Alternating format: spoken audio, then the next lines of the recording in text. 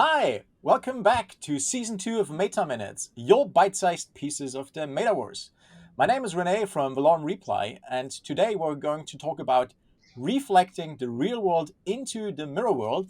And I'm honored to have a special expert guest today, Matt Miesnix. Hi, Matt, and welcome to the show. How are you Hi, today? thank you for having me. All right, Matt, can you tell us a little bit about yourself and your background as it relates to the metaverse and anything 3D? My background, long career in sort of internet infrastructure, but the last few years, apart from my new company, Living Cities, was working in augmented reality for over a decade and had started a company called 6D.ai before this that Niantic acquired, who make Pokemon Go. And the thinking around 6D, that was a computer vision company, but it was really based on this insight that devices needed to understand the world in 3D for content to be able to be experienced in the world. And so that necessity of a 3D understanding of the world sort of led us to the belief that a 3D map of the world was going to be needed for all this content. And we turned out to be reasonably correct in that. And now pretty much every major AR platform is sort of heading towards building these 3D maps of the world. Totally. Yeah, very, very impressive what you already have built in the past. And we will dive a little bit deeper on what you're doing at the moment. But let me start with a very simple but also complex question. What is the metaverse for you and where do you see the potential? I mean, the honest answer is it's a useful marketing term to position your company. I think the more like practical definition is it's kind of a mixture of a 3D space that we inhabit and interact with a range of different devices. Whether it's VR, AR, phones, computers, whatever, with a big sprinkling of kind of crypto and Web3 and this whole like open architecture for ownership and commerce and transactions. So it's a bit of a melting pot of a whole bunch of stuff has been thrown in, and a lot of people just it means kind of whatever you want it to mean. But we're interested in kind of a very specific niche of that soup. And yeah, that's so it's for us. It's just useful to say we're a metaverse company. We're like all these other companies that are doing this hot new thing, and we try to define what we're doing based on our own terms and based on what the benefit to the users are. Nice. And so you have been working on the AR cloud, the mirror world, the real world metaverse, whatever you want to call it, for a very long time, and definitely one of the pioneers here. For example, like you said, you founded 60AI, which was then acquired by Niantic and is now integrated into the Lightship platform for the visual positioning system, the VPS. So a very key component. And like you were saying, a lot of all big tech players and a lot of startups are working on the same stuff and very trying to crack this very precise positioning and so on. By the way, we have actually been talking with Tori Smith from Niantic in Yep. season 1, episode 9. If you anyone wants to recap this, we talked actually about the Lightship SDK. Anyhow, let's talk about your new company, which is called Living Cities, and you can find it at livingcities.xyz. And I guess the URL ending on XYZ is already giving us a little hint what this is Yep. going all about. But tell us a little bit about it, and also maybe can folks get involved somehow? It's so Living Cities is really, for me, it's a continuation of exploring the ideas that we explored at 6D. We really thought, we saw like all these big companies are building these new platforms to support, AR mostly, and no one really knows what to do with them. And it's also really difficult to create content for the real world. And we thought, look, what happens when these maps exist? What do you use them for? And one of the real, I guess, insights that one of my co-founders brought up, a guy called John Gatter. John's a really sort of famous visual effects expert and had worked a lot on AR and VR products for a long time. But he pointed out that um, world building, this idea of how do you make a believable world that people want to inhabit, whether that's in a film, a novel, a video game, like just the idea of world building is really, really hard, and most creative endeavors kind of fail at that. It's kind of once a decade, something new will come up. But he said, look, if you can capture the real world in its, not just the way it looks, but the way it feels, the way it behaves, all the different senses, as much as you can get in, you kind of get the world building for free. And so what we were really excited by is the potential when you look at a lot of pretty much all metaverse products that are out there today, from whichever company, they don't do a good job of world building, if any job at all. And so you get these virtual places that feel kind of sterile, they're kind of empty. You wouldn't want to hang out there, for much reason. Where we think if we can capture the real world and bring that online as a mirror of that, or a reflection of the real world, our thesis is that you'll end up with a virtual space that is going to be fun and interesting to inhabit, because these places are just fun and interesting places in the real world. And so that's kind of the core, I think, insight that this new company's based on. In terms of getting involved, we're still pre-product. We still haven't really announced anything about our product at all, although that'll be starting in coming months.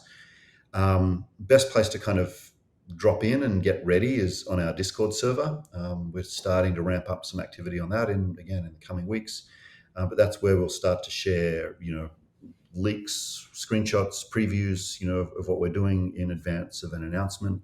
And we're also planning a sort of launch package, a launch bundle of access and features and a whole bunch of stuff that we're going to throw in for the first sort of people that want to get citizenship in our new online space.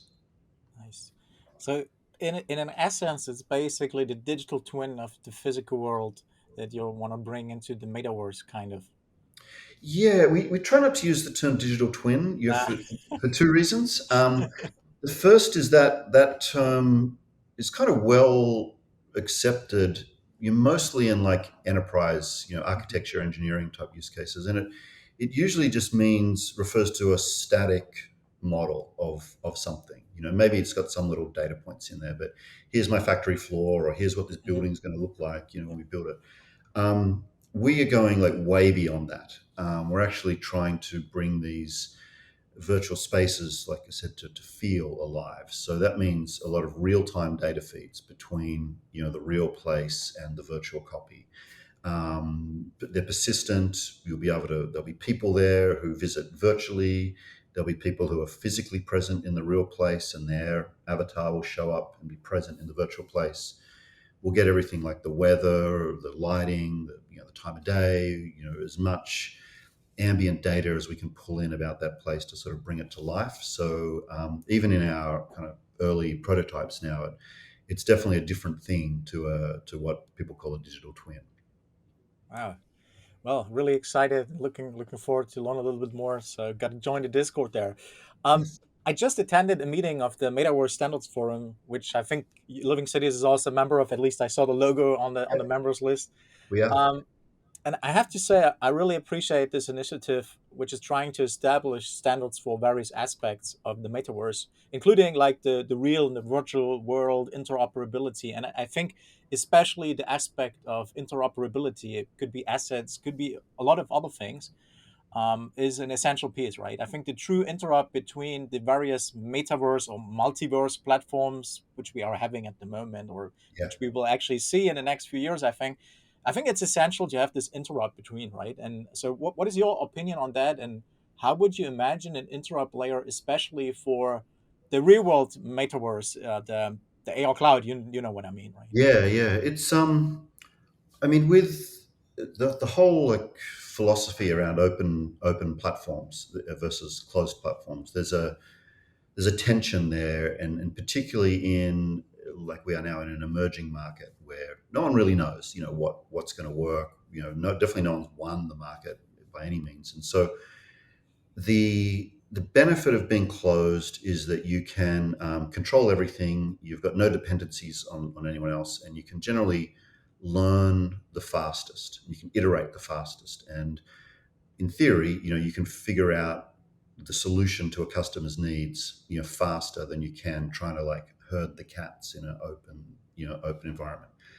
But obviously, an open environment, gives you an amazing ability to tap into lots of creativity from all different sorts of sources. You sort of get a sense that things that are too big for one company to kind of do all at once can benefit from a consortium or even an informal like group who are trying to like make everything and somehow plug it all together. So I feel like with the metaverse, it feels like one of those things that's too big for one company to work on, and so we are definitely wanting to sort of like be exposed to the serendipitous creativity that can come from like letting other people interact and mix up what you're doing. Um, how it works specifically for our product and our platform, we still are figuring out. Like it's simple things like avatars. If you want to bring an avatar into a replica or a reflection of the real place, should that avatar look vaguely like a human, or should you allow a 30-foot tall robot to come in? Does that make things better or make things worse? And that's sort of those sort of questions are the sorts of things where we're exploring. We're certainly going to need open access to mapping platforms at some point. Like we're starting with one particular location, but if you want to go this the whole world, we're not going to replicate Google Maps or OpenStreetMaps or anything like that. So there's certainly going to need to be some openness between the interaction layers and the application layers and the core geo mapping underneath. And then you get into the whole economic openness of it, and particularly where you've got the real world and there's a real world economy. People are buying coffee and doing whatever they do, giving money to a busker. And when you start overlaying virtual activities on top of that, and you want to use like a virtual currency, then you start to get into well, how does that work? How do you go back and forth between euro or US dollars and some sort of virtual dollars? And there are areas where you want to be open to some extent. So that's just a kind of few like touch points that we're kind of exploring. We definitely don't know what the answers are. I think anyone who does claim to know what the answers are, they're probably either trying to sell you a scam, or they just are some like religious zealot about their beliefs. And we've found the more we dig into these problems, the more subtleties there are to them all, and how do you get it right is going to take a fair bit of experimentation. Yeah, and I like what you said. Like, be careful. A lot of people are trying to sell a lot of things at the moment Yeah. in the Yes. field. Like, this is definitely the case. So, and Yeah. yeah, well, I'm not going to put names, but definitely be careful, especially when you're looking into things that are related to crypto and stuff like this. I mean, there's good, substantial, great stuff, right? Not Yeah. don't get me wrong, but there's also way much over speculative things Yes. ongoing, and it will burst at some point. So be a little bit careful. Yeah. And invest into the good stuff and look into the good stuff. And Matt, the stuff you has all been doing, you have a great track record. So look into this, folks. Yeah. My favorite quote on all that is like 98% of the crypto stuff is either a worthless or a scam, and 2% is going to change the world. But no one knows which 2% that is at the moment. So you know, That's we're being reasonably conservative in how we're approaching it. that's perfectly put. I fully assign that. Okay, let's go a little bit different question. I know you're an avid cyclist. I'm too, just like myself, a little bit. And since AR became mainstream, I know you have been working in AR since many years. I've also been studying actually with the AR toolkit. I don't know, like when was it? Like Yeah, 15 years or whatever it yeah, is. something like that. Yeah, Yeah. But since it became mainstream, let's say the last 5 years or so, 5 to 10 years, I've been thinking a lot about AR-enabled heads-up displays for cycling, and where you Mhm. would have like navigation, for example, or think about like if you're on one of these platforms like Strava, right? You have your own record, or the Strava King of the Mountain or whatever. Yeah, the person holds the record. You could race against them. You see them as an AR ghost in front of you. You could do some really cool stuff, I think. Um, and I know there have been some efforts, but most are really not suitable for the fast movement you have, because you need to localize precisely, right? You need to process a lot of data, a lot of computer vision stuff. First of all, would you like something like that actually for bike rides, or not at all? And second, what do you think? How long it will take actually until we'll have like fast enough computer vision processing that can run these, VPS, like visual positionings, quickly enough, and the right AR form factor, I guess, is really the limiting, right? Yeah, it's a really good question. And yeah, you're right. I've been cycling a long time, so I've definitely thought of this idea and wondered, what would it take for me to, what would I want it, and um, I think everyone's going to be a little bit different. Like for me personally, I wish I had the ability in a pair of glasses that actually were sports type glasses, not this type of thing that's a bit more wraparound and gives you a bit better protection. I'd love to have a camera that I could just take shots. The number of times I've been on a ride and would have loved to take a photo of something that just zips past, and I'm like, oh, you can't reach back for your phone or stopping, all that stuff. In terms of having a display that puts content in front of my view, Yeah. I'm a little bit dubious of that. I don't want to be distracted. Like I'd hate to be, bombing down some descent, and the little ghost is sort of positioned on top of a pothole that I just happen to be lined up, and I hit the pothole without really seeing it. Like that sort of thing. I'm sort of really in favor of very minimal displays. And then I kind of weighed up with like, gee, I just like the fact that I'm out of touch, when I'm on my bike. Like I never wear headphones. I generally have my phone sort of hard to get at, and you're just riding along, and no one can contact me, or I can't contact anyone. So there's a really, it's sort of, that's a good, I don't know, like an illustration, I think, of a lot of the design challenges with headsets in day to day use, Yeah. and that we're probably going to want a lot less content in our display than we imagine.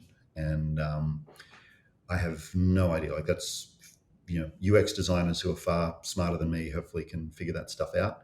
But I would definitely love to have, glasses that have the potential to show some of that stuff. Yeah. And even if it's like just little like overlays or something like this, I could be useful potentially. But I'm actually the same. Like, initially I thought about, that would be so cool, but then you think about, not really actually. And then also the second point you made is really, I'm the same, right? Like, especially when I do mountain biking or so, you're so focused. Like when you're going like a tricky trail or whatever, it's like and then you come back from it, and then whoop, you get all these ideas, right? And this is Yeah. this is how it works, and you gotta disconnect yourself sometimes, and cycling is just perfect. So folks, go cycling. Yeah. Yes, definitely. And the glasses, it's just such a, it's just a fascinating problem that I think we're going to sort of still have a lot to figure out how we want to use them. I think so. Well, that was fantastic, Matt. Thank you so much for joining us today and sharing your insights. Very much appreciated. Well, thank you. It was a fun chat. All right, and thank you everyone for joining us for yet another episode of Meta Minutes, your bite-sized pieces of the metaverse. Watch our blog, follow our social media channels, and subscribe to our YouTube to hear all about the next episodes. And of course, you can watch all the previous episodes there as well. Take care and see you soon in the metaverse. Bye bye.